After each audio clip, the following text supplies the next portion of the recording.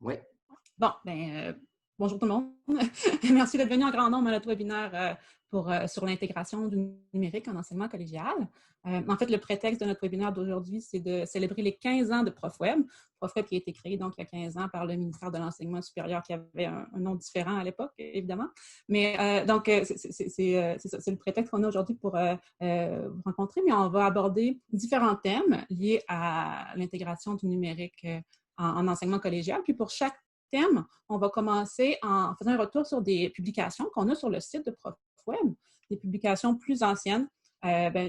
Nicolas a parlé des différents types de publications qu'on avait sur notre site, dont les récits d'enseignants. Donc, ça peut être des témoignages qui datent d'il y a 15 ans qu'on va vous présenter, mais on va voir qu'est-ce qui est encore actuel là-dedans, qu'est-ce qui est encore pertinent ou comment ça pourrait être actualisé là, pour tenir compte des outils qu'on a à notre disposition aujourd'hui.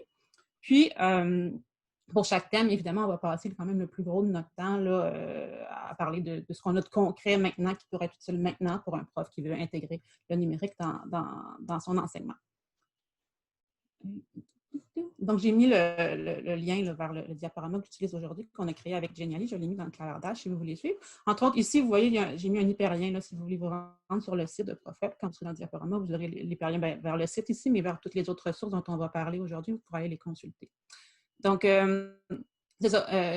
Ici, je vous montre un aperçu là, de l'entête de la page d'accueil de ProfWeb. Notre site a plusieurs sections. En fait, notre mandat, quand on a été créé il y a 15 ans, notre mandat, ça a toujours été d'inspirer les enseignants pour les encourager à innover dans leur enseignement en intégrant le numérique. Puis, ce mandat-là, on le remplit de différentes façons, mais principalement, puis ce dont on va surtout parler aujourd'hui, c'est à travers nos publications puis nos pages outils numériques. Donc, on publie dans les deux langues. En fait, vous voyez aussi qu'il y a un petit bouton ici pour basculer là, en anglais. Donc, s'il y a des enseignants du secteur anglophone là, avec nous aujourd'hui, on publie des textes en anglais aussi. Mais souvent, on les traduit là, quand ils sont aussi intéressants pour les deux communautés linguistiques. On va les traduire à ce moment-là, dans les deux langues. Donc, c'est ça. Nos publications, ça peut être des témoignages d'enseignants, comme on disait, ou des articles qui vont être plus des astuces, des stratégies, des conseils pour intégrer le numérique de façon réussie dans nos cours. On va aussi avoir des pages outils où là, on va vraiment faire le tour d'un outil numérique puis regarder c'est quoi ses fonctionnalités, comment ça peut être utile dans un cours pour un prof du collégial. Mais en fait, c'est ça, vous pouvez aller sur le site là, pour voir l'ensemble de ce qu'on a à offrir, faire le tour de toutes nos ressources, mais ça reste que si vous voulez rien manquer là, dans le futur, vous pouvez vous abonner à notre infolette. J'ai mis un petit bouton dans le bas là, pour le faire. Ou vous pouvez nous suivre sur les réseaux sociaux, là, soit sur Facebook ou sur Twitter, comme ça vous allez être au courant de tout ce qui se passe dans nos pages. Donc, comme je disais, on a préparé différents thèmes pour vous aujourd'hui, mais on sait d'avance, on n'a pas beaucoup de temps, fait qu'on sait d'avance qu'on n'aura sûrement pas le temps de parler de tout. Fait que pour s'assurer de répondre le mieux possible à vos besoins et vos attentes, on va vous demander votre avis, en fait, pour savoir quel thème prioriser. Nicole, si tu peux lancer le sondage qu'on a préparé.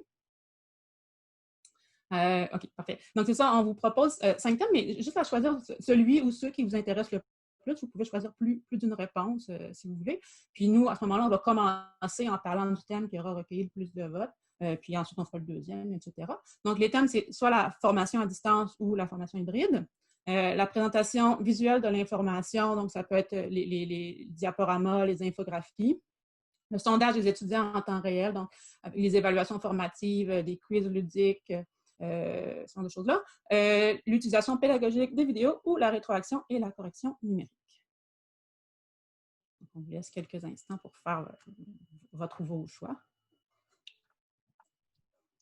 Il y a deux sujets là, qui semblent ressortir. Là, je vois les réponses là, qui entrent. Il y a maintenant là, 112 personnes qui ont répondu. Les deux qui ressortent vraiment, c'est la formation à distance ou hybride et la rétroaction et la correction numérique. Je pense à la rétroaction et correction numérique. Vous avez d'excellents dossiers là-dessus dans ProfWeb, là, vraiment intéressant.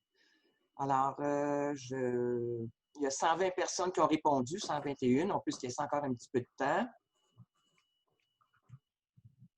Donc, 123 personnes qui ont répondu sur 140. Alors, on peut dire que c'est complété. Parce que là, ça a arrêté. Je mets fin au sondage et je partage les résultats. Vous les voyez. Donc, formation à distance, donc au hybride, recueille 79 participants, 64% des participants.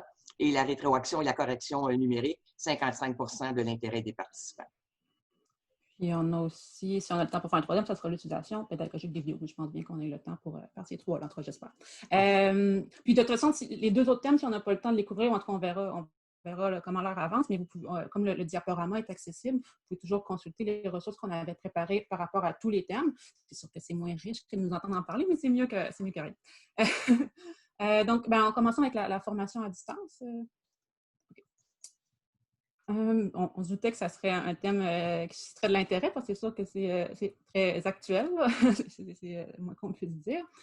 Mais nous, on en parle depuis les débuts dans ProfWeb. Un des tout premiers récits qu'on a publiés dans nos pages, c'est justement le témoignage d'une enseignante de technique d'éducation à l'enfance qui avait monté un cours pour le cégep à distance. C'était un cours par correspondance, donc un cours par la poste, mais elle utilisait quand même le numérique parce qu'elle envoyait par la poste un DVD à ses étudiants et étudiantes avec des vidéos qui proviennent du site sur les enfants au service de garde du CCDMD, qui est encore un site là, qui a été actualisé plusieurs fois, qui a été mis à jour, là, beaucoup enrichi très largement il y a 2 ou 3 ans, là, justement.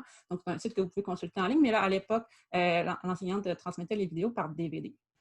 Puis c'est encore cette utilisation-là, dans le fond, qui en est faite de la vidéo, c'est-à-dire de montrer ce à quoi on ne peut pas avoir accès en classe, mais c'est sûr que c'est encore très pertinent. Puis bon, donc ça, c'est un modèle de cours à distance par correspondance qui est plus ancien. Sinon, à côté, on a un exemple d'un récit sur un cours hybride. Donc, c'est un témoignage d'une enseignante de littérature du Collège de la Pocatière qui explique comment, avec une équipe d'enseignants de littérature de son collège, avait monté un cours hybride. Hybride au sens où il y a la moitié des heures de classe, donc 2 heures par semaine qui étaient données en présence, puis l'autre moitié qui était transformée en format asynchrone. Donc, c'est un cours que les étudiants pouvaient suivre en ligne sur Déclic, l'environnement numérique d'apprentissage Déclic qui a été remplacé depuis par Moodle dans le réseau collégial. Donc, c'est sûr que là, il y a plusieurs enseignants qui rencontrent l'enseignement hybride pour la première fois ces temps-ci, dans le contexte de la pandémie, mais ce n'est pas quelque chose qui est nouveau du tout. À l'époque, l'équipe d'enseignants avait choisi cette approche-là parce que, à leur avis, ça allait motiver les étudiants, en fait, parce que comme ça leur donnait le contrôle de la moitié de leurs heures de cours, les étudiants devaient être autonomes par rapport à ça, mais ça leur donnait en contrepartie une grande flexibilité dans la façon dont ils pouvaient gérer leur temps, dans le fond. Donc, pour les enseignants, c'est un facteur motivant à ce moment-là. Sinon, si on fait un petit bond dans le temps, là, en 2012, on a publié un récit, un de mes récits préférés, dans le fond, dans tous ceux qu'on a dans ProfWeb, qui est un témoignage de Jean Labbé, qui est un enseignant en technique, qui est retraité aujourd'hui, mais qui est enseignant en technique de génie électrique au cégep de Lévis-Lauzon, aujourd'hui le cégep de Lévis. Puis lui, il avait choisi une approche hybride, mais dans une optique comodale flexible. C'est-à-dire que pour chaque séance de cours, chaque étudiant pouvait choisir soit d'aller en classe pour assister au cours en présence, soit de suivre le cours en direct en visioconférence, soit d'écouter l'enregistrement de façon asynchrone. Puis évidemment, un étudiant qui avait assisté en présence pouvait quand même écouter l'enregistrement plus tard, là, autant de fois qu'il voulait, ou juste un extrait. Puis, ça s'écrivait vraiment dans une approche là, de pédagogie inclusive pour l'enseignant.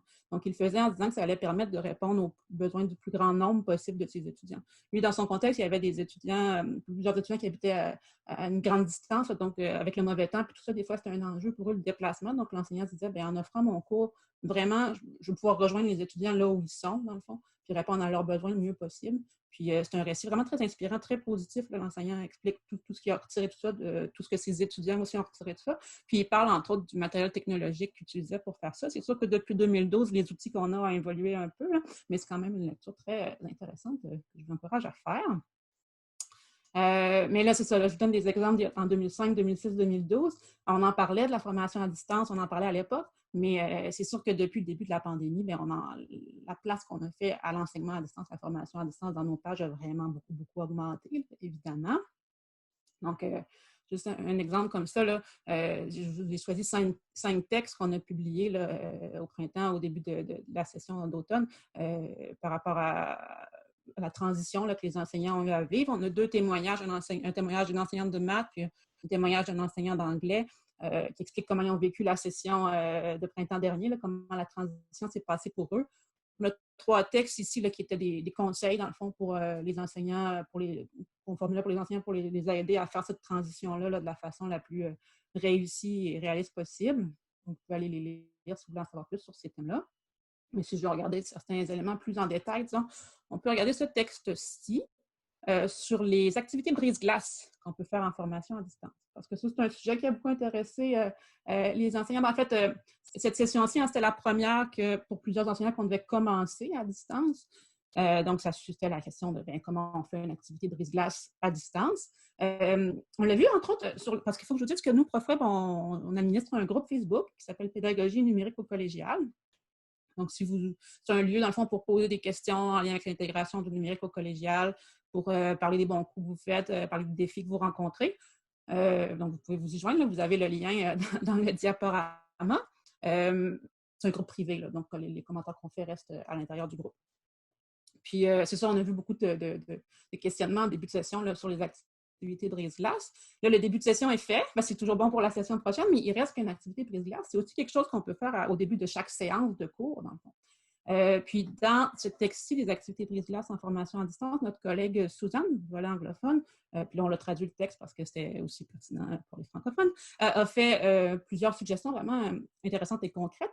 J'en donne deux en vrac. Là. La première, ça peut être de faire un nuage de mots. Donc, on pose une question aux étudiants, on leur demande de répondre en un mot. Ils répondent dans une application, puis là, Suzanne en a nommé quelques-uns, des sites qu'on pouvait utiliser pour ça.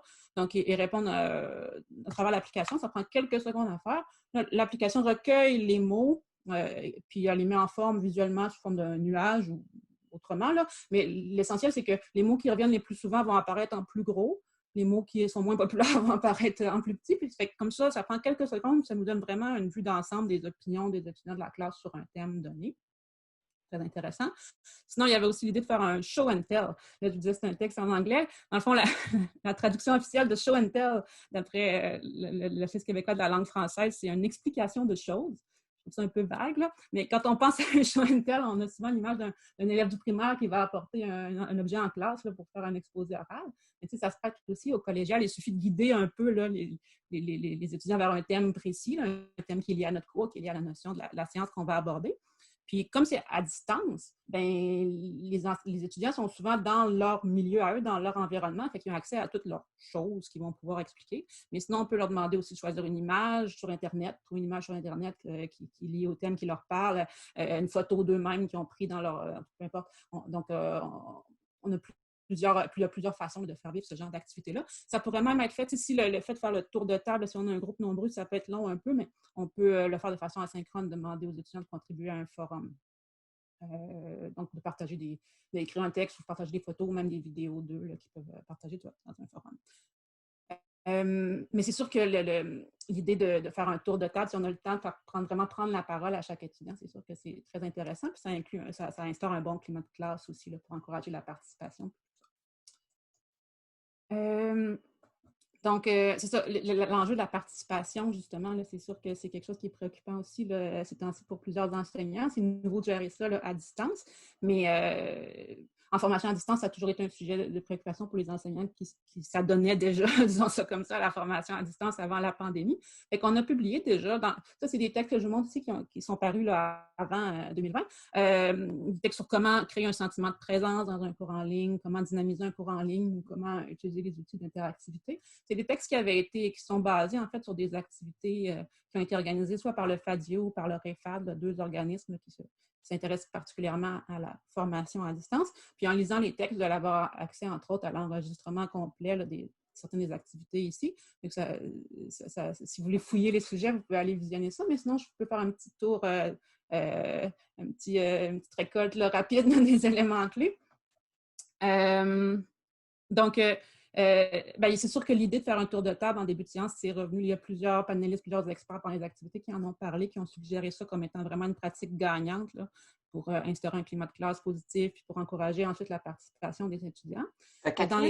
Oui? Il y a une personne, Hélène Biron, qui demande quels organismes. Est-ce que tu parlais du FADIO et le REFAD? Oui. Le FADIO, c'est une communauté de pratique en formation à distance. FAD, c'est formation à distance. IO, interordre. Donc, c'est né au Bas-Saint-Laurent, à Gaspésie et de la Madeleine, mais ils ont pris l'expansion un peu à ma connaissance depuis. Mais c'est une communauté de pratique très dynamique. J'ai mis il y a un hyperlien, dans le fond, si vous cliquez là, dans le diaporama, vous allez pouvoir aller voir le site du FADIO. Puis le REFAD, c'est le réseau des établissements en formation à distance, donc c'est un réseau canadien. Est-ce que ça répond à la question? Oui, tout à fait. Okay. Merci. Mais je voulais dire aussi, là, tant qu'à parler des questions, après chaque thème, on fera une petite période de questions. D'attendre à la fin, là, on pourra y aller les questions thème par thème. Ça va être plus facile, je pense, pour tout le monde de se rappeler des questions là, si on les pose au fur et à mesure que si on attend à la fin. Oui, et si vous avez des questions qui s'adressent aux animatrices, on vous invite à utiliser le module Q&R, où là, ce sont vraiment des questions qui sont adressées aux personnes qui animent le webinaire. OK. Donc, c'est ça, comme je vous disais, une autre bonne pratique pour favoriser la participation, ça va être de prendre le temps, oui, ça prend du temps, mais en début de session, de prendre le temps d'organiser une rencontre individuelle avec chaque étudiant. C'est ça, comme je disais, c'est sûr que ça prend du temps, c'est certain, mais en même temps, on peut se dire qu'on va le regagner plus tard parce que ça permet de créer un lien dès le départ avec chaque étudiant pour être sûr de laisser aucun étudiant de côté. Là. Dès le début de la session, on crée un lien. On apprend, c'est pas obligé d'être une longue rencontre, évidemment, mais on apprend à les connaître. Après ça, ils vont être plus à l'aise de venir vers nous, d'interagir avec nous, de nous poser leurs questions sans attendre, dans le fond. Puis, si on fait la rencontre en visioconférence, mais c'est aussi l'occasion de s'assurer que l'étudiant maîtrise les outils technologiques qu'on va utiliser dans le cours. Donc, qui est capable d'ouvrir son micro, faire fonctionner sa caméra, téléverser des fichiers ou peu importe. Là, ça dépend on peut tester avec lui les outils qu'on va avoir à utiliser pendant la session. Sinon, utiliser les outils d'interactivité de la plateforme qu'on utilise pour les visioconférences. On peut s'assurer que les étudiants savent comment lever la main virtuellement. On peut voir avec eux les règles. Est-ce qu'on veut qu'ils clavardent pour nous poser leurs questions, qui ouvrent leur caméra, qui nous parlent. Donc, il y a différentes fonctionnalités. Ou sinon, utiliser aussi, exploiter le tableau blanc qui est disponible dans les plateformes de visioconférence. D'ailleurs, on vient de publier un texte dans ProfWeb qui fait le tour de plusieurs outils de tableau blanc collaboratifs. Donc, ça, c'est une autre excellente option pour faire participer les étudiants. Puis sinon, ben, une autre excellente option aussi, c'est de les faire travailler en sous-groupe. C'est plus facile pour eux d'être très actifs et de s'impliquer quand ils sont 4 que quand ils sont 40. Donc, on peut les diviser en sous-groupes. Avec Zoom, on prend les salles de petits groupes, les breakout rooms. Avec Teams, il faut préparer à l'avance des sous-canaux pour chaque équipe, mais dans les deux cas, ça se fait bien. Puis c'est une pratique gagnante là, pour les faire participer, pour les engager. Puis en fait, une idée clé, là, je vous dirais là-dedans, qui revient souvent, ça peut être de s'inspirer un peu de l'approche de la pédagogie inversée pour dire, bien, dans le fond, une conférence de 2 heures, c'est sûr que ça peut devenir long, puis c'est fatigant mentalement d'assister à une visioconférence pendant 2 heures. Donc, si au début, l'étudiant est appelé à être plus passif, puis après ça, on veut qu'il participe, ça se peut qu'il soit fatigué un peu rendu là. Donc, on peut essayer d'optimiser la participation pendant les séances synchrones en s'assurant de les réserver pour justement les activités qui demandent de l'interaction, qui demandent de la participation. Donc, ce qu'on peut faire, c'est par exemple, si on avait prévu un exposé magistral, mais on peut voir s'il n'y aurait pas lieu de le transposer pour qu'il soit fait de façon asynchrone. Donc, on peut enregistrer une capsule vidéo, par exemple, que les étudiants vont pouvoir visionner à leur rythme au moment où ils vont être disposés mentalement pour le faire. Puis on réserve à ce moment-là le temps qu'on est ensemble en ligne en mode synchrone pour vraiment les faire interagir, les étudiants, pour vraiment les faire participer, puis tirer profit du fait qu'on est en direct avec eux. Donc ça, c'est une autre pratique gagnante. Vous pouvez lire un texte qu'on a là-dessus dans nos pages. Sinon, ben, c'est ça. Là, pour couvrir la formation à distance, c'est très, très large. Là, donc, on a essayé de couvrir ça sous plein d'angles possibles et imaginables. Donc, des astuces pour comment gérer une visioconférence. Donc, préparez vos documents à l'avance pour ne pas avoir à ouvrir l'explorateur de fichiers pendant un partage d'écran ou fermer les onglets inutiles de votre navigateur, ce genre de choses-là. On a aussi un conseiller pédagogique du Cégep régional de Lanaudière, Martin Pelletier, qui a partagé avec nous la étiquette qu'il avait préparée pour les enseignants et pour les étudiants de son collège. Donc, si vous n'en avez pas déjà une, vous pouvez aller voir la sienne, soit la prendre telle quelle ou vous en inspirer pour créer la vôtre, si votre collège ne vous en fournit pas déjà une. Le même conseiller pédagogique, Martin Pelletier, a aussi partagé avec nous un arbre décisionnel qu'il a créé pour les enseignants de son collège. Un arbre décisionnel pour les aider à choisir le bon outil, le meilleur outil de type test, donc pour faire un examen, un quiz en ligne en fonction des besoins de l'enseignant. L'arbre décisionnel va vous mener vers différents outils là, selon vos besoins, mais les 3 outils qui reviennent le plus souvent, disons, ça va être soit NetQuiz Web+, Moodle ou Microsoft Forms. Pour NetQuiz Web+, puis pour Moodle, on a des pages outils là, très complètes sur notre site. Donc, vous pourrez aller les lire si vous voulez en savoir plus sur ces outils-là. Puis, bien, ça nous amène à parler des évaluations à distance. C'est sûr que c'est une question dans le fond, la question de l'intégrité pendant les évaluations en ligne, c'est sûr que c'est une préoccupation pour les enseignants, puis c'est pas nouveau, puis c'est pas unique là, à la situation actuelle là, avec la COVID-19. Là. En fait, le FADIO, dont je parlais tantôt, justement dans le cadre de la semaine de sa semaine de la formation à distance en février 2020, donc juste avant la pandémie, il avait organisé une activité sur le sujet, donc la gestion des évaluations à distance. Et en allant voir le texte ici, vous allez avoir accès à l'enregistrement de l'activité en question, vous allez pouvoir le voir au complet, mais si je fais quand même un petit résumé là, de l'essentiel, disons, là, il n'y avait pas de solution miracle, malheureusement, pour assurer de l'intégrité des étudiants, mais l'invitation qui était faite au cours de la réflexion, là, ça menait vers l'idée que c'est important d'essayer de repenser les évaluations quand on passe à distance. Essayez, parce que ce n'est pas toujours évident ou possible, mais il faut y penser. Une des options qui vaut la peine de considérer puis de se demander est-ce que ça, je pourrais l'appliquer dans mon cours, ça pourrait être de miser sur un portfolio, par exemple. Parce qu'avec un portfolio, on fait le suivi du cheminement de l'élève dans un projet ou à travers le cours au complet.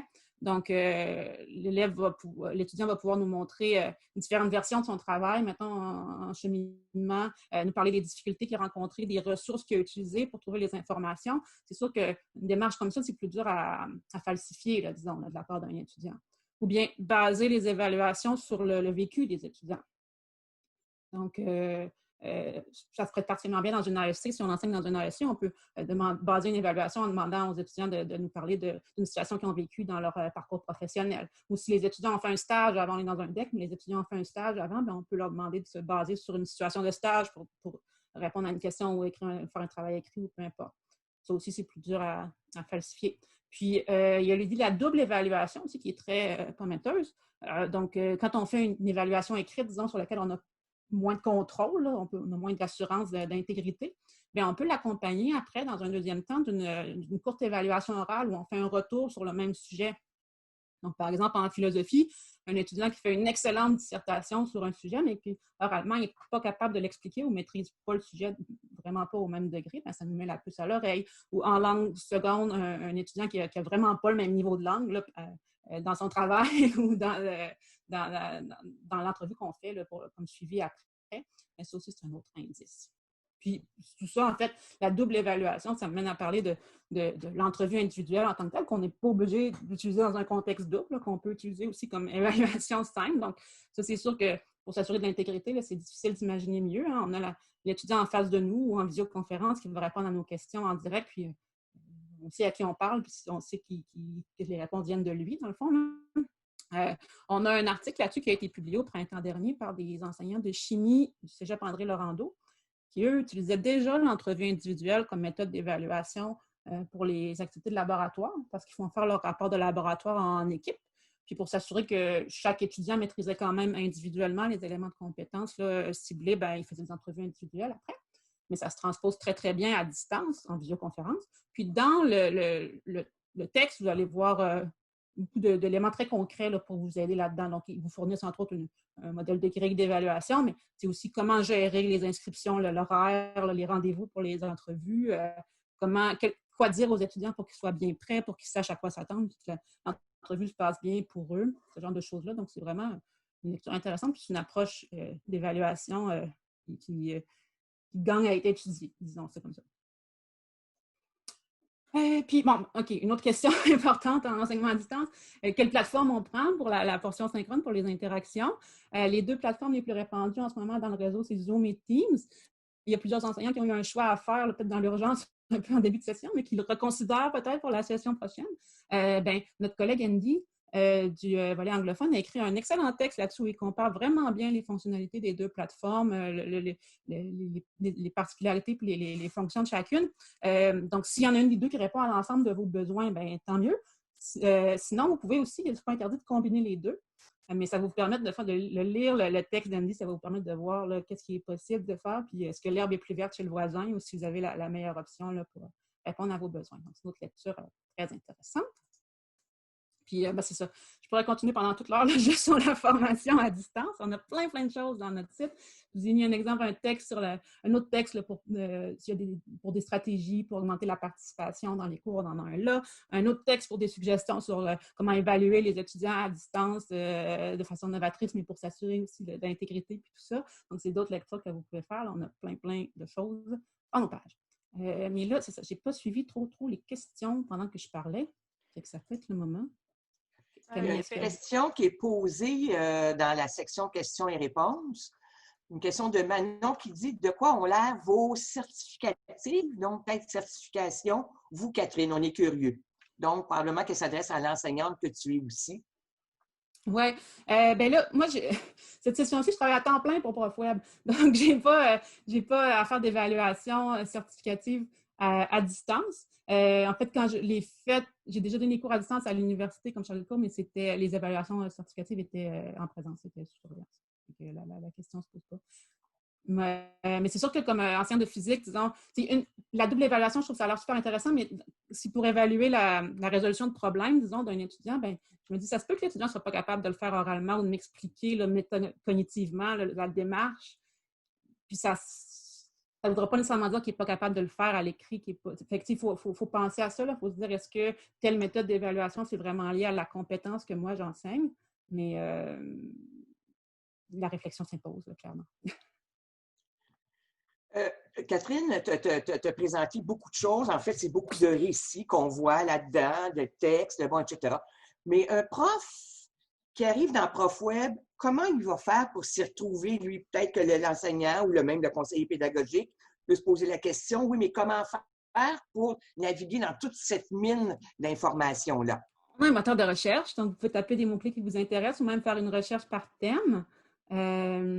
Mais là, je vois la question aussi d'Hélène Biran qui apparaît, là, qui a écrit le texte aux entrevues individuelles. Vous pouvez, c'est Caroline Cormier, en fait, du Cégep André Laurando, mais je vous rappelle que j'ai mis le lien vers le clavardage, vers le diaporama, puis là, vous allez avoir tous les hyperliens pour aller directement au texte si vous voulez les consulter.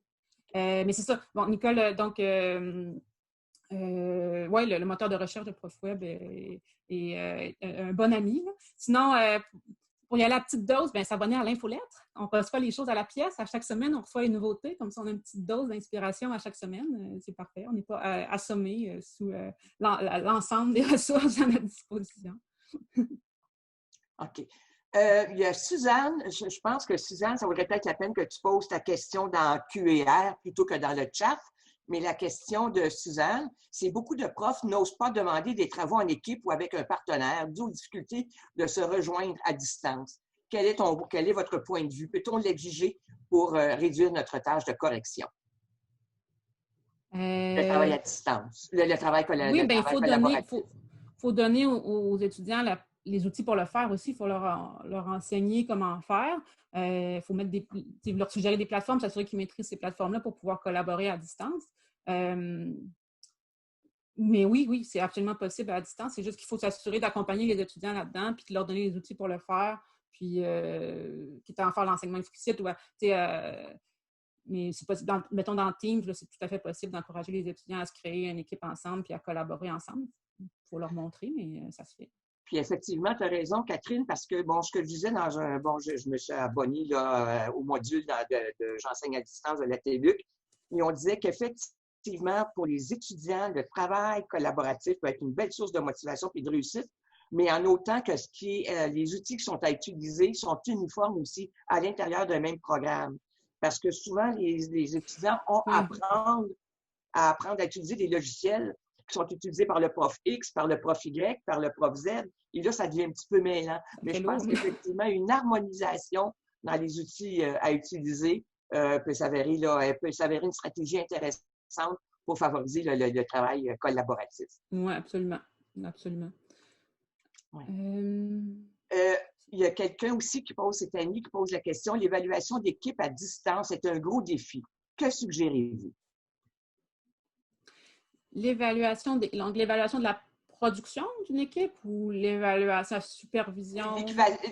L'évaluation des travaux d'équipe réalisés à distance. Dans quel sens, de quelle façon est-ce que c'est un plus gros défi à distance? personne. Là, il faudrait qu'Annie, tu puisses peut-être préciser ta question ou... Sinon, si je peux me permettre, Catherine, on pourrait sûrement penser à une sorte, pas de double évaluation, mais d'intégrer différentes techniques d'évaluation, comme l'entrevue pourrait être une bonne option après avoir remis soit un travail écrit, donc de faire des entrevues à 4, 5 en sous-groupe, puis voir un peu préparer donc un exposé connexe qui pourrait être lié au travail écrit, puis même des fois demander aussi, c'est sûr ça peut rester très subjectif et autres sans s'en baser, mais peut-être une évaluation par les pairs ou essayer de voir comment s'est déroulé le travail le travail d'équipe vu qu'on n'est pas en présence avec les étudiants pour du moins le juger par nous-mêmes. Oui, c'est ça. Si c'est à ce défi-là, effectivement, qu'Annie fait référence, ben oui, ta réponse est très bonne là, pour prendre le moyen pour évaluer quand même, s'assurer qu'individuellement, les étudiants maîtrisent les compétences et que c'est pas juste une personne qui a fait le travail au nom de toute l'équipe. C'est aussi un défi qu'on a en présence, là, mais s'il y a un travail qui est fait en dehors des heures de classe, on ne sait pas toujours, mais les mêmes outils sont utiles. Puis, il y a Benoît Dameau aussi qui demande ce qui l'inquiète aussi des évaluations, c'est le plagiat. Outre les retours oraux avec les étudiants, comment s'assurer que les étudiants ne discutent pas entre eux sur Messenger ou autre pendant un examen? C'est difficile. Dans le fond, l'idée, c'est ça, c'est sûr, il n'y a pas de solution miracle. Il y a des outils de proctoring qui sont disponibles à l'occasion, qui permettent vraiment de surveiller l'écran de l'étudiant. Puis des fois, on demande à l'étudiant d'ouvrir sa caméra en plus, mais c'est pas... Il y a des questions de confidentialité là, qui peuvent être délicates, puis il y a des coûts importants associés à ces outils-là qui ne sont pas disponibles partout. Fait que puis même ça, ce n'est pas parfait. Là, c'est difficile de vraiment, si on veut vraiment être sûr que les étudiants ne se parlent pas entre eux par la personne, qu'ils ne consultent pas leurs livres, je ne suis pas sûre que c'est possible, honnêtement. Il y a des moyens de se rapprocher et de rendre ça difficile, là, mais est-ce qu'il y a moyen d'être vraiment sûr qu'ils ne le font pas? Je ne sais pas. C'est pour ça, l'idée là, qui était suggérée de repenser les évaluations, de voir est-ce qu'il y a d'autres choses qu'un examen classique que je peux faire, c'est vraiment ça qu'il faut se demander comme question. Mais là, il faut se poser la question. L'étape de trouver la réponse, c'est un défi, mais dépendamment de votre discipline, dépendamment de votre contexte. Comme le soulignait Catherine, effectivement, je pense que, bon, la situation actuelle, ça peut être un moment justement pour repenser ces modes d'évaluation. Là, et là, je me permets, moi, une suggestion bien personnelle que je vante auprès de mes gens tellement souvent. C'est une approche plus portfolio où vous suivez l'évolution des travaux de vos étudiants. Alors, c'est un mode d'évaluation où il n'y a pas de place au plagiat en tant que tel. Et quant aux examens, ben s'assurer peut-être de voir à poser aussi des questions plus qui demandent aux étudiants d'avoir une réponse personnelle, une réponse des questions où on leur demande leur opinion sur quelque chose. Ça peut être plus difficile à ce moment-là de tricher puis de partager des réponses. C'est ça. Juste peut-être un dernier avant qu'on passe au sujet suivant. Là, Annie Robert a précisé, souvent nous devons observer. Ben, là, le seul truc que je pourrais vous dire, c'est si le travail d'équipe se fait pendant une séance synchrone, les étudiants sont divisés en petits groupes, vous, comme enseignant, vous pouvez circuler quand même entre les petits groupes. Là. Vous pouvez circuler d'une sous-salle de visioconférence à l'autre pour quand même observer. Des fois, vous pouvez entrer, même la caméra fermée, vous êtes plus subtil. Mais bon, c'est pas parfait, là. Mais on peut un peu répliquer ce qu'on pourrait faire si on circule dans la classe quand il y a plein d'équipes qui travaillent. Là, puis Il y a une autre suggestion aussi que faisait quelqu'un dans le chat. Il est possible aussi, je sais que Moodle permet de le faire, je sais que NetQuiz aussi permet de le faire, de varier l'ordre d'apparition des choix de réponse ou même des questions pour un même examen, ce qui fait que dans ce temps-là, ben, la communication des réponses, là, ça devient plus difficile entre les étudiants. Est-ce qu'on passe au thème suivant, Camille? Oui. Vas-y.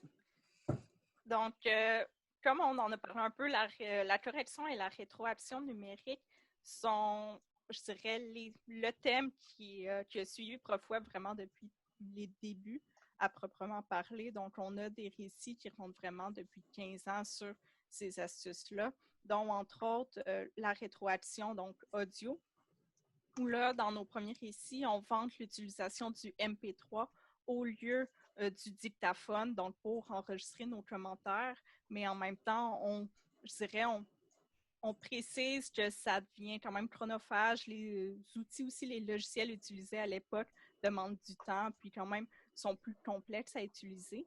Mais maintenant, donc, on a pour la rétroaction audio et même vidéo, j'oserais dire, différents outils qui sont de plus en plus faciles d'utilisation. Puis c'est surtout, donc, que ce soit il y a 15 ans ou maintenant, la rétroaction audio et vidéo permet vraiment, donc, je dirais, d'économiser un peu de temps qu'à l'écrit pour tous les commentaires. Donc, on peut vraiment plus donner de détails puis aller plus précis donc, dans nos explications aux étudiants quand on évalue. Puis, c'est également, donc, je dirais, une manière, surtout dans le contexte actuel de la formation, donc à distance, de briser un peu l'isolement avec les étudiants. Donc, ils entendent notre voix, nos intonations, même des fois nos blagues peut-être plus ou moins drôles ou autres dans les commentaires. Puis, ils sentent qu'il y a quelqu'un qui a lu leur travail, qui est là pour les appuyer, puis pour les aider vraiment à cheminer tout au long de leur cours.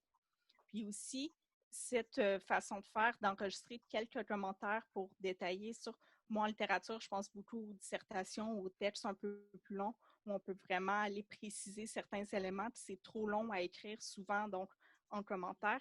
C'est une manière, donc la conception universelle, d'aller rejoindre ça à cause que l'étudiant peut jouer en boucle le commentaire par après ou juste avant une évaluation ou un autre travail, donc pour vraiment valider s'il a bien suivi nos conseils. Donc ça, il peut vraiment suivre ça tout au long. Donc, différents outils maintenant qui sont disponibles. Donc, pour nous, pour autant, le commentaire audio ou même, j'ai ajouté donc vidéo, parce que faire une capture d'écran, par exemple, d'un travail écrit d'un étudiant, puis vraiment lui pointer avec notre curseur les éléments donc, à modifier, il voit où sont ses erreurs, puis il comprend mieux des fois nos commentaires. Donc, il y a différents outils qui s'offrent à nous, que ce soit Talk and Comment, qui est très simple. C'est une extension qui est avec le navigateur Chrome que vous, je dirais, donc, télécharger, puis ensuite, vous faites juste play, pause, et ça crée un fichier que vous pouvez ensuite envoyer donc, par courriel à l'étudiant ou par la messagerie donc, de votre choix.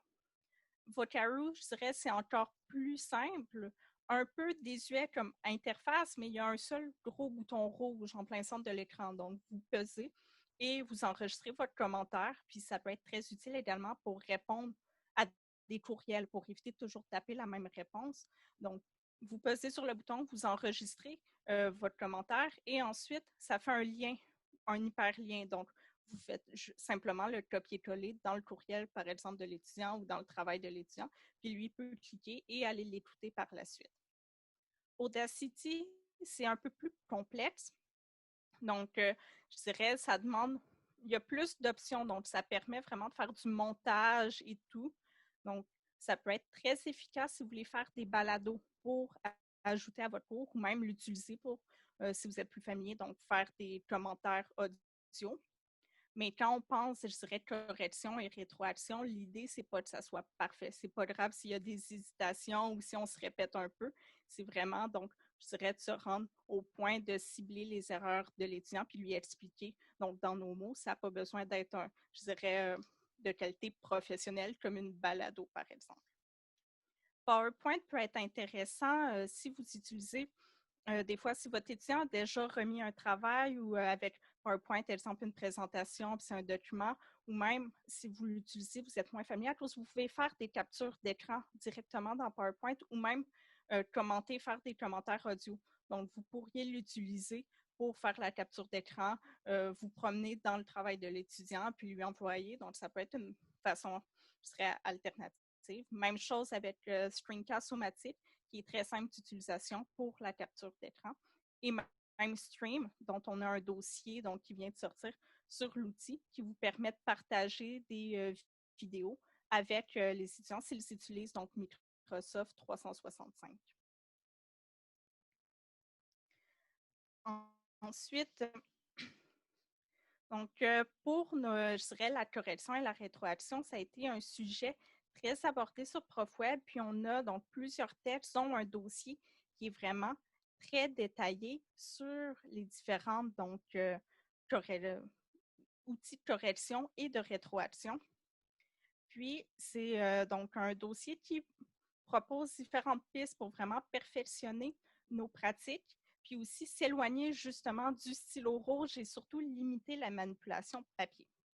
Donc, par exemple, on a, je dirais, j'ai fait ressortir donc trois pratiques, donc si on veut. La première, c'est la rétroaction, donc multitype.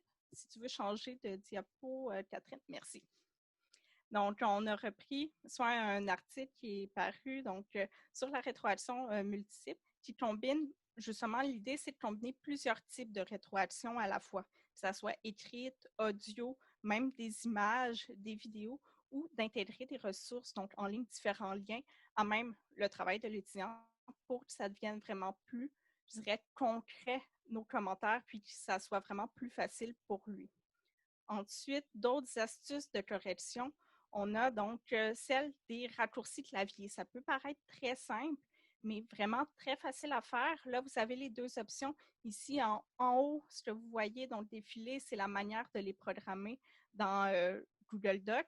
Et au bas, c'est dans Word. Donc, ce que c'est simplement si vous utilisez des codes de correction, comme en français, je dirais, c'est quand même assez fréquent ou dans n'importe quelle matière, puis c'est des erreurs qui sont répétitives, redondantes, vous pouvez venir programmer, je dirais, différents codes qui vous permettent, donc, dans les commentaires, d'éviter de toujours répéter la même phrase ou de faire des copier-coller d'une banque de mots. Par exemple, je dirais en français, ce qui est très fréquent, c'est des erreurs de participe passé avec l'auxiliaire être ou avoir. Donc, vous pourriez vous créer un code, par exemple PPA. Donc, à chaque fois que vous tapez sur votre clavier d'ordinateur PPA, donc le commentaire « Attention à votre faute de participe passé avec l'auxiliaire avoir » va apparaître. Donc, vous allez gagner du temps sur certains types de corrections, par exemple langagière, pour pouvoir le prendre pour faire une correction soit sur le contenu ou la structure beaucoup plus détaillée à la fin. Donc, ça, c'est une astuce qui existe. Et pour ceux qui sont déjà familiers, soit avec les raccourcis clavier, on peut oser donc monter, je dirais, d'un niveau de plus, et c'est utiliser des macros dans Word. Donc, un de nos collègues, Simon, vient de publier ce texte en anglais qui va être traduit sous peu en français. Donc, c'est vraiment pour vous expliquer comment limiter, je dirais, le nombre de clics dans votre correction par l'utilisation de macros. Donc, il y a quelques manipulations à faire, mais ensuite, comme vous voyez dans le GIF qui apparaît, donc à droite, en un clic, on peut souligner un mot au lieu d'aller le sélectionner, d'aller choisir la couleur et tout. Donc, ça permet de sauver du temps sur certaines étapes de correction. Puis, dernièrement, on a fait paraître aussi un texte, donc c'est Andy, un de nos collègues, qui l'a écrit. Donc, c'est par rapport à la correction avec la tablette. De plus en plus, je dirais, les enseignants, ça leur tentait d'essayer de corriger donc, avec la tablette qu'ils sont habitués d'utiliser. Et Andy nous présente, donc, que ce soit les différences entre la tablette graphique et la tablette donc, numérique, le iPad, si on veut, et c'est quoi les plus et les moins de chaque outil, puis aussi les logiciels qui peuvent nous aider pour faire cette correction-là, donc avec la tablette. Puis, Catherine, on peut changer. Donc, c'est sûr, ça fait un bref, je dirais, survol de nos différentes ressources, mais on a également inclus un autre texte, donc ici, qui est un récit d'enseignant de Richard donc Aubé, qui explique comment lui corrige et donc avec PDF. Donc, c'est vraiment très utile donc, pour voir comment les différentes astuces qu'on peut mettre en place pour, je dirais, faciliter notre correction, mais aussi donc pouvoir détailler plus en détail avec les différents fichiers, donc pas juste avec Word. Donc, ça peut être vraiment très intéressant.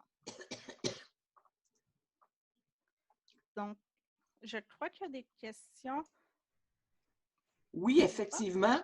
Il y a Suzanne qui pose la question, est-ce que quelqu'un connaît une bonne application pour iPad qui est l'équivalent de Screenomatic? Moi, je n'ai pas d'iPad, mais j'aurais tendance à dire Explain Everything, peut-être. Parce que, je sais pas.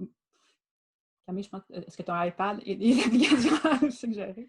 Non, malheureusement, c'est ça, j'ai pas d'iPad. Donc, moi, j'utilise Screencast sur les ordis que j'ai, mais je crois qu'il y a plusieurs suggestions qui viennent d'apparaître. Oui, il y a des suggestions qui entrent dans le chat. Bon, pour l'iPad, au niveau de la correction écrite, l'application PDF Expert est super, permet de synchroniser avec son ordi ou de chercher des PDF sur Google Drive. Il y a GoodNotes aussi, dont on parle, etc. Il y a quelqu'un aussi qui pose la question si on peut partager le diaporama. Bien Bien sûr, sûr, bien il sûr. est en ligne, alors aucun problème. On a travaillé fort pour. Il parle de notabilité aussi, de Reader. Et d'ailleurs, là, je vois qu'il y a plein de suggestions qui entrent, ce qui fait qu'on va enregistrer les commentaires et dans la lettre, dans le courriel qui va être envoyé aux participants, on va vous fournir aussi le contenu du chat. Donc, vous pourrez là, vous réinspirer de tout cela là, lorsque vous recevrez le courriel. Là, vous aurez toute l'information qui aura aussi circulé dans le chat. Et bon, il y a quelqu'un qui dit que pour le Mac, mais là, c'est peut-être pas la tablette. On parle de Shift Command plus 5 là, qui fait des screencasts. Là, mais Oui, il y a effectivement. quelqu'un qui parle de Reader, bon, etc. Là. Okay. Il ne reste pas longtemps, mais on peut commencer peut-être le thème suivant rapidement. Oui, il y a quelqu'un aussi qui posait la question comment programmer dans Word. Il y a peut-être des endroits où c'est possible de l'apprendre parce que tantôt, Camille, là, tu parlais du récit du prof, là, du récit en anglais là-dessus. Pour faire des macros dans Word? Oui. Oui, c'est ça. Le récit explique tout. Juste à cliquer sur le lien dans le diaporama, vous allez arriver directement à la page. Là, pour le moment, le texte est en anglais, mais on va le traduire sous peu. De toute façon, la procédure, si vous lisez l'anglais, la procédure s'applique aussi bien en français qu'en anglais. D'accord. Puis c'est la même chose, je dirais, pour également les raccourcis clavier. Ouais. Vous allez voir dans le texte notre récit. Donc là, dans la présentation, il y a vraiment les deux animations pour la procédure pour aller les programmer. Puis ça apparaît également dans le récit de l'enseignante. Vous avez la version sur Word et également sur Google Docs. Donc c'est quand même très, très simple à faire. OK. Il est déjà midi 55. Est-ce que vous voudriez aborder une autre section ou est-ce que vous aimeriez que des questions soient posées, permettre aux gens de commenter ou de poser des questions? Peut-être que vous pourriez donner un aperçu bref du restant de votre diaporama, dire de quoi il est question. Oui, c'est sûr qu'on n'aura pas le temps de tout faire. Mais on peut y aller pour les vidéos en survol, en sautant des bouts, là, vu que c'est le troisième thème qui avait eu le plus qui avait suscité le plus d'intérêt. Je peux vous montrer H5P, un outil pour rendre les vidéos interactives. On peut ajouter de l'information dedans avec les vidéos. On peut faire apparaître des questions à choix multiples ou autres. Il y a vraiment plein de formats de questions qu'on peut intégrer dans des vidéos, soit des vidéos qu'on a fait nous-mêmes ou des vidéos qu'on a trouvées sur le web. Puis, c'est un logiciel libre, c'est intégré dans Moodle. Si vous êtes utilisateur de Moodle, vous avez déjà accès à ça, vous pouvez faire vos propres activités. C'est vraiment intéressant. Ça se fait dans Stream aussi. Si vous utilisez plutôt la suite Office 365, bien, dans Stream, vous pouvez intégrer des formulaires Forms qui vont apparaître, qui vont vous aider à rendre vos vidéos interactives. Pour tout savoir, lisez notre texte sur le sujet. Ici, on parlait d'outils pour enregistrer l'écran. On a parlé de screencast automatique. Je n'ai pas de suggestion spécifique pour iPad que j'avais prévu. Je vais plus parce que la plupart des enseignants sont plutôt équipés avec un PC là, par leur collège. Donc, on a misé plus sur des outils de ce style-là. Mais on a PowerPoint qui permet d'enregistrer l'écran. Comme Camille disait, ça enregistre PowerPoint, mais ça enregistre en dehors aussi. La barre de jeu de Windows, Zoom. Donc, vous pouvez voir les suggestions qu'on a mis pour vous là-dessus. On a un dossier sur parce que c'est bien de parler d'outils, mais aussi les lignes directrices, les bonnes pratiques en matière de création de vidéos. Là, on a un dossier qui est paru sur le sujet en 2017 puis qui est encore très, très actuel. L'importance de scénariser avant, puis ensuite d'aller à l'essentiel, de vraiment segmenter les vidéos pour faire des capsules courtes pour que l'étudiant après s'y retrouve facilement. C'est gagnant. Donc, ce genre de conseil-là qui est dans le dossier. On a un texte sur encore, on parlait tantôt de Caroline Cormier là, qui avait publié à propos de l'entrevue individuelle. Elle a contribué aussi au dossier sur les vidéos, puis elle a fait un témoignage à propos du studio Lightboard qui est dans son collège. Donc, si vous n'en avez pas dans votre collège, vous serez jaloux. Vous pouvez aller lire le texte et faire des pressions pour qu'il y en ait un dans votre collège. Puis, les vidéos, c'est un outil dans une pédagogie inclusive aussi super intéressante parce que l'étudiant peut réécouter les explications autant de fois qu'il veut, comme Camille disait pour les rétroactions, mais ça s'applique aussi pour des explications, des notions théoriques nouvelles. L'étudiant peut vraiment les réécouter à son rythme, puis autant de fois qu'il veut, puis où il veut, puis à l'heure où il est le plus disponible mentalement. Puis, on peut inclure des sous-titres aussi facilement. Powtoon pour faire des capsules animées. Puis les vidéos peuvent aussi être créées par des étudiants. Puis ça aussi, c'est inclusif. Si on demande à l'étudiant, on peut lui offrir le choix. Des fois, veux-tu faire un travail écrit ou une vidéo? Si on évalue la même chose, au final, c'est une approche inclusive, c'est équitable malgré tout. Puis on peut, Flipgrid, c'est un outil pour faire des forums vidéo. Fait que c'est un bel outil aussi à découvrir là, qui est très apprécié des utilisateurs. Donc, OK. Ça va être le tour pour les vidéos, mais à vitesse grand V, déjà que je parle vite au naturel. Fait que vous pouvez aller voir le diaporama là, pour en savoir plus, puis voir les 2 autres sections aussi là, sur les outils de sondage, puis les outils pour présenter l'information visuellement. On avait des belles choses aussi qu'on avait préparées pour vous dans notre diaporama. Vous pourrez aller voir ça. Ça me donne 1 minute pour la Oui! conclusion. Oui, conclusion. Donc, finalement, donc pour conclure l'exposé, on a donc, je dirais, c'est sûr la formation à distance, puis tout ce qui est la COVID-19 a un peu chamboulé les plans de tout le monde. Mais il y avait des belles initiatives qui commençaient à voir le jour dans différents collèges donc, de la province avec des technologies émergentes, que ce soit donc Rebecca Peters au Cégep Édouard-Montpetit qui, elle, utilisait donc un peu une expérience multisensorielle avec la réalité virtuelle pour contextualiser une œuvre littéraire qu'elle faisait lire donc, à ses étudiants dans leur cours d'anglais. Ça leur permettait de se plonger complètement dans le monde donc, de l'Afrique du Sud à l'époque de l'apartheid, chose qui n'est pas nécessairement très accessible. Donc ça, c'est vraiment une innovation fort intéressante, tout comme Chloé Richard donc, au Cégep de Saint-Laurent, qui est une enseignante de biologie qui avait intégré les tablettes avec un logiciel 3D pour vraiment créer une sorte d'expérience immersive à ses étudiants. Donc, ils pouvaient ainsi visualiser les différents systèmes du corps humain, mais vraiment sous tous les angles, puis vraiment avoir une meilleure vision du corps en tant que tel. Puis finalement, on voit également de plus en plus d'intérêt pour tout ce qui est analyse de données, donc qui permet ainsi, donc en recueillant différentes données avec soit l'environnement numérique du cours ou les différentes plateformes que vous utilisez, d'observer des tendances, puis de voir aussi, donc, c'est qu'est-ce qui fonctionne moins, puis d'orienter ainsi nos manières, donc, ou nos interventions pour que ça soit plus efficace à proprement parler. Puis finalement, donc, je dirais en 50 minutes, on a réussi à avoir donc un peu un survol de ce qu'était ProfWeb. Donc, on a été créé en 2005, puis on a donc depuis 15 ans publié un très grand nombre de textes. Donc, ici, vous avez les chiffres pour ce qui est du volet français, mais il y en a tout autant dans le volet anglophone. Puis, on a aussi, donc, au cours des années, participé à différentes animations pédagogiques, colloques, on a essayé d'être présente, même chose sur les réseaux sociaux.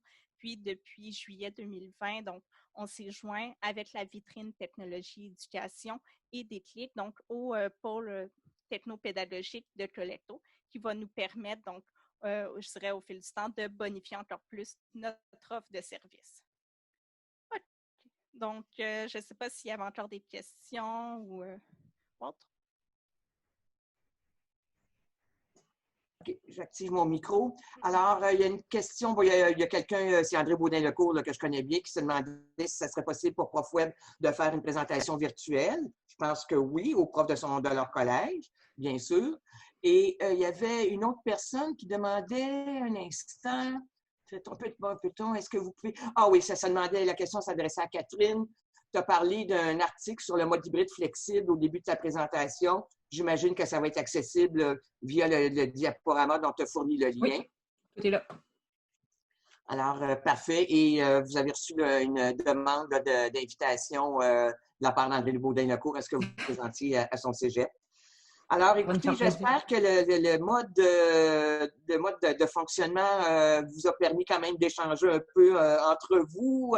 En tout cas, j'ai trouvé ça très riche. Premièrement, j'ai trouvé la présentation très riche. Je félicite aussi la qualité de votre présentation, tant au point de vue du contenu que du contenant. Très intéressant. Et je voulais aussi, je tiens à vous féliciter et je voulais dire aux participants donc que vous recevrez bientôt le lien vers le webinaire. La documentation utilisée, vous l'avez déjà, Catherine nous l'a fourni, et vous recevrez aussi le lien vers, pas le lien, mais tout ce qui est circulé dans le chat à titre comme information. Vous recevrez cette information-là également. Alors, merci tout le monde. Je vous dis à bientôt. Alors, le prochain webinaire aura lieu le 30 octobre. C'est en lien avec le Carrefour de la réussite au collégial, le CAPRES. Donc, l'invitation, vous allez recevoir l'invitation dans les prochains jours. Alors, un gros merci tout le monde pour votre présence et pour votre gentillesse virtuelle. Merci.